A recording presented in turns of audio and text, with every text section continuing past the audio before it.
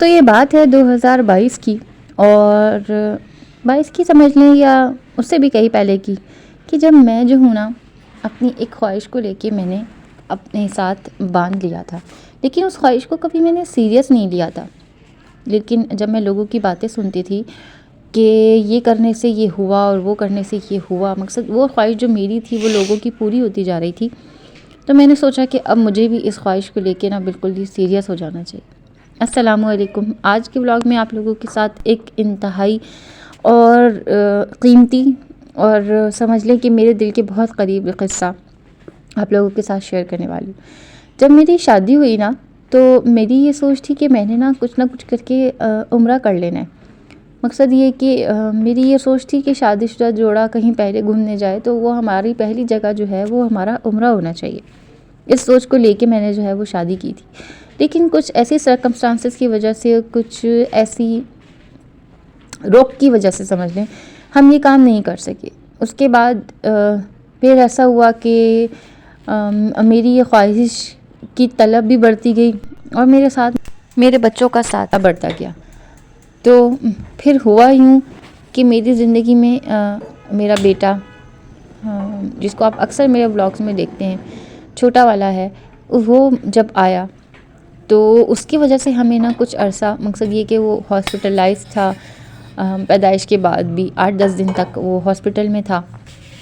اور اس وجہ سے ہم لوگ اتنے زیادہ پریشان تھے، کیونکہ مقصد ایک جگر کا ٹکڑا آپ کا ہاسپٹل میں ہو اور چند بچے آپ کے ادھر ادھر ہوئے ہوئے ہوں تو ایک ماں کتنی پریشان ہو سکتی ہے. اس وقت میں نے اپنے آپ کو محسوس کیا. بس اللہ سے بہت دعائیں مانگ کے، بہت اللہ پاک سے گڑ گڑا کے میں نے جو ہے وہ اس کو اللہ سے حاصل کیا. مقصد یہ تھا میرا کہ بس اللہ پاک تو اس کو کسی طریقے سے ٹھیک کر دے. تو جب وہ ہماری زندگی میں آیا، وہ ہمارے لیے، میں بس یہ نہیں ایگزیجریشن نہیں کروں گی، کہتے ہیں کہ انسان کے کسی بھی حال کو، مقصد یہ کہ کسی بھی انسان کو اللہ کے ساتھ جو ہے نا اس مقصد یہ کہ شریک نہیں کرنا چاہیے، اس کو وجہ نہیں ٹھہرانا چاہیے. لیکن کچھ ایسی چیزیں بھی ہوتی ہیں جس کو اللہ پاک نے کہا ہے کہ نصیبوں سے جڑا ہوا ہوتا ہے. تو میں کہاں کہ میں عمرہ سوچ رہی تھی، لیکن اللہ نے میرے نصیب میں حج لکھا تھا. لیکن وہ حج ہوا مجھے حاصل کیسے؟ اس حج کے جانے سے 1 سال پہلے سے ہی جو ہے نا میں نے اپنی تہجد کی روٹین میں نے سیٹ کری.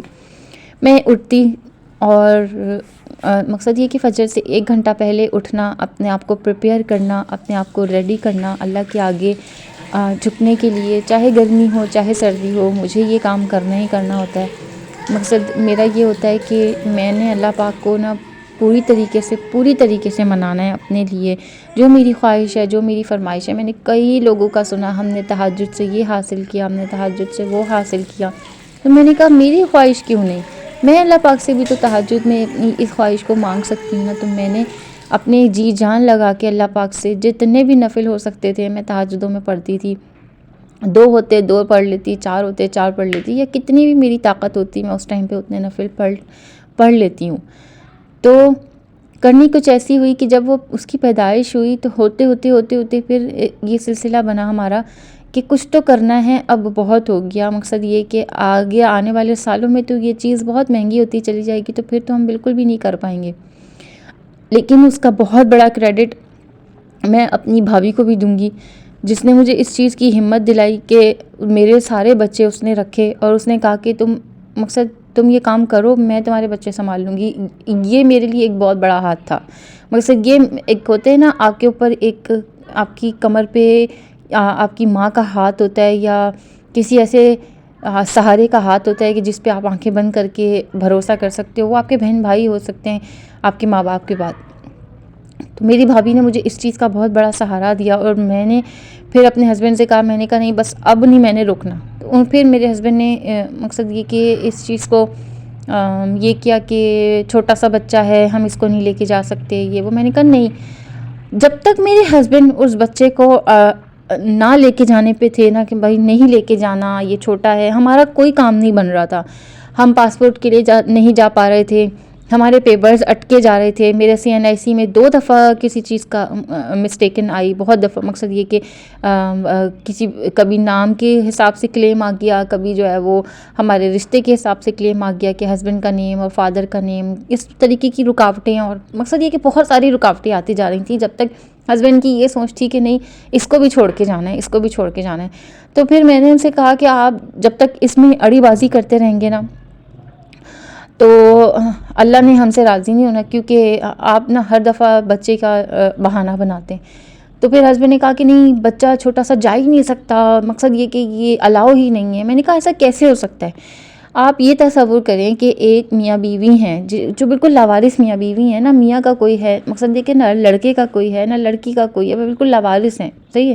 ان کی شادی ہوتی ہے, ان کا بچہ ہوتا ہے, انہوں نے جانا ہے حج پہ, تو وہ کیا اللہ نہ کرے کسی سڑک پہ اپنے بچے کو چھوڑ کے جائیں گے؟ کہ الاؤ نہیں ہے, ایسا کیسے ہو سکتا ہے؟ ہرگز نہیں ہو سکتا. اللہ کے گھر میں جانے کی کوئی روک ٹوک نہیں ہے, آپ یہ غلط کر رہے ہیں. انہوں نے کہا اچھا ٹھیک ہے, میں ابھی تمہارے سامنے فون کرتا ہوں ایجنسیز والوں کو. تو انہوں نے فون کیا, انہوں نے ایجنسی والوں نے سے پوچھا کہ چھوٹے بچوں کے حوالے سے کیا ریزن ہے, مقصد یہ کہ کیا سہولیات ہیں یا جانا الاؤ ہے. انہوں نے کہا کیوں نہیں ہے الاؤ بھائی, بالکل الاؤ ہے. چھوٹا بچہ کیا, 1 کیا 2 کیا, آپ کی مرضی, آپ جتنا بھی لے کے جانا چاہیں اپنے بچوں کو, آپ اس میں کوئی روک ٹوک نہیں ہے. تو میرے ہسبینڈ میری طرف دیکھ کے ہنسنے لگے اور میں ان کی طرف دیکھ کے جو ہے نا وہ اترانے لگی کہ آپ نے دیکھ لیا, اب میں بالکل صحیح تھی. اور یقین جانے میں ہر روز اللہ سے تہجد میں اس چیز کی دعا مانگتی تھی کہ یا اللہ پاک کی روک ختم کر دے, یا اللہ پاک کی ٹوک ختم کر دے, ہمارے لیے راستوں میں آسانیاں فرما دے. اور میں ہر تہجد میں اللہ سے یہی دعا مانگتی تھی. اور میں نے ایک تہجد میں اللہ سے یہ دعا مانگی کہ اللہ پاک میرے ہسبینڈ میرے اس بچے کو لے جانے کے لیے راضی ہو جائیں. اور یہی ہے یہی والا ہے جو میں ابھی آپ کو دکھا رہی ہوں, یہی والا ہے. تو جب ہسبینڈ اس کے لیے راضی ہوئے, آپ یقین جانیں اللہ پاک نے ایسے رستے کھولے ہمارے لیے کہ ہمارے سارے پیپرز بن گئے, ہمارا پاسپورٹ فٹافٹ بن گیا. جو لوگوں کا اتنے دن لگتے ہیں, ہمارا پاسپورٹ ہمارے بن کے آ گئے.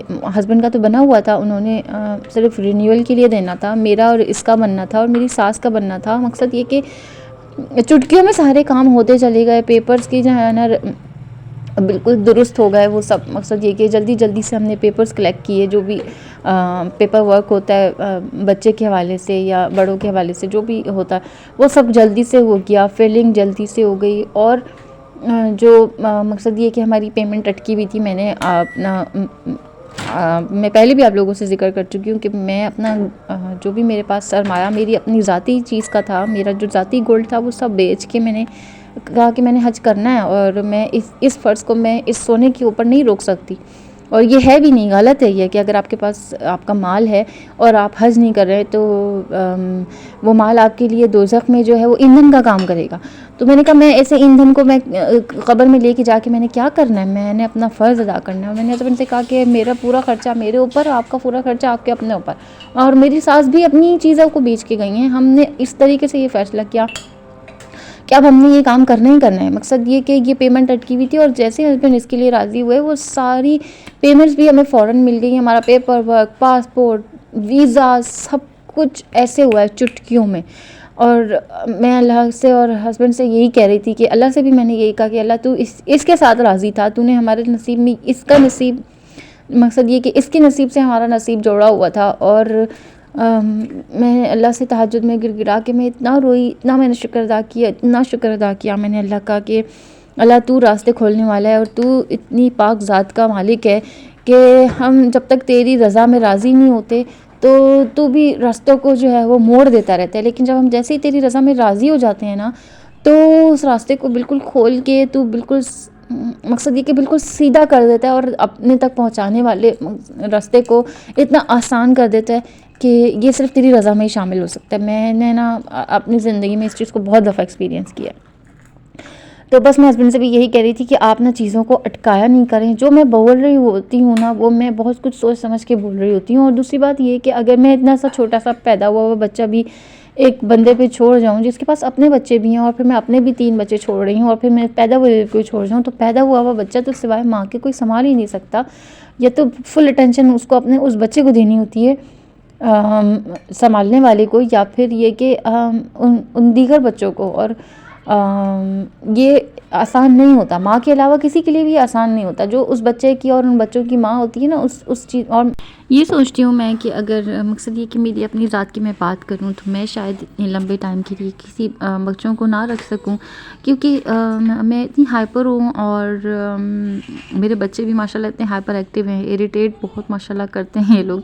تو کسی کے بچوں کو اتنا لمبا ٹائم سنبھالنا تو میرے خیال سے بہت بڑی بات ہے. میری زندگی میں بہت زیادہ جو ہے نا وہ میں شاید اپنے آپ کو اگر قرضدار کہوں تو میں ہوں اس بات سے کہ میں اپنی بھابھی کی حوالے سے میں اس چیز کو بہت زیادہ سوچتی ہوں. اور میں جب میں سوچتی ہوں نا تو میں بہت زیادہ ایموشنل ہو جاتی ہوں. اور مقصد میرا یہ ہوتا ہے کہ یا اللہ پاک، میں نے ہر لمحہ جب وہاں پہ میں طواف کرتی تھی اور مجھے میری بچوں کا یا کسی بھی حوالے سے کسی بات کا مجھے خیال آتا تھا تو میں اپنی بھابھی کے بارے میں سوچتی تھی سب سے پہلے، کیونکہ میرے لیے ایک یہ بہت بڑی بات ہے کہ کوئی میرے بچوں کو اس قدر پیار سے اتنا لمبا ٹائم کے لیے رکھے. تو میں اللہ پاک سے ہر لمحہ دعا کرتی ہوں. میں وہاں بھی بہت زیادہ دعا کرتی تھی اور میں جب سوچتی تھی نا تو میں بہت زیادہ ایموشنل ہو جاتی تھی. اور میں انہی دو لوگوں کے لیے میں اپنی زندگی میں بہت زیادہ اہمیت رکھتی ہوں. ایک میری بہن، ایک میری بھابھی، جن لوگوں نے مجھے ہر وقت میں سنبھالا اور میرے ہر لمحے کی ہر دعا میں جو ہے نا یہ دونوں شامل ہوتی ہیں. اور میری یہ کوشش ہوتی ہے کہ یا اللہ پاک جو میں چیز اپنے لیے مانگ رہی ہوتی ہوں نا تو پھر میں ان دونوں کے لیے بھی کہتی ہوں کہ یا اللہ پاک تو ان دونوں کے حوالے سے بھی اس چیز کو قبول فرما.